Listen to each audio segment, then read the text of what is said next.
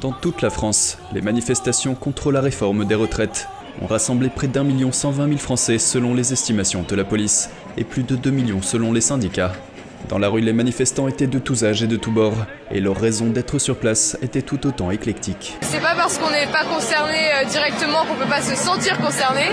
On est là parce que c'est tout simplement injuste, parce que on voit quand on sait qu'un quart des plus pauvres meurt à 62 ans et qu'on veut aujourd'hui mettre une retraite à 65, ça n'a juste aucun sens. Avec sa carrière derrière lui, Guy Achoud, 63 ans et retraité, n'est pas directement concerné par la réforme. Il était présent par solidarité pour les générations futures.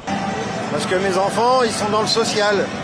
Et il n'y a pas que les boulots physiques, il y a le boulot intellectuel qui fait. Elle travaille avec des enfants handicapés. Et c'est vrai que c'est une fatigue nerveuse, mentale, et c'est vraiment trop dur, quoi. Et à 64 ans, je ne les vois pas travailler dans ces conditions-là. Voilà.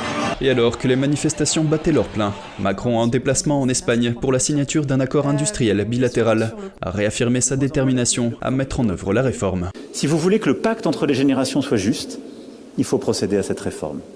Et donc nous le ferons avec respect, esprit de dialogue, mais détermination et esprit de responsabilité. Pour le secrétaire général de la CGT, Philippe Martinez, la balle est désormais dans le camp du gouvernement. Vu le niveau de mécontentement, je pense que ça ne peut aller que en augmentant cette mobilisation. Mais après, je vous le répète, le problème, il est dans le camp du gouvernement.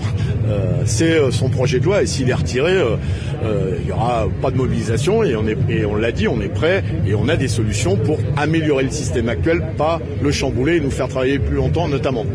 8 des principaux syndicats se sont déjà mis d'accord sur une nouvelle mobilisation contre la réforme des retraites, fixée au 31 janvier, au cas où le gouvernement ne se montre pas suffisamment à l'écoute des protestations.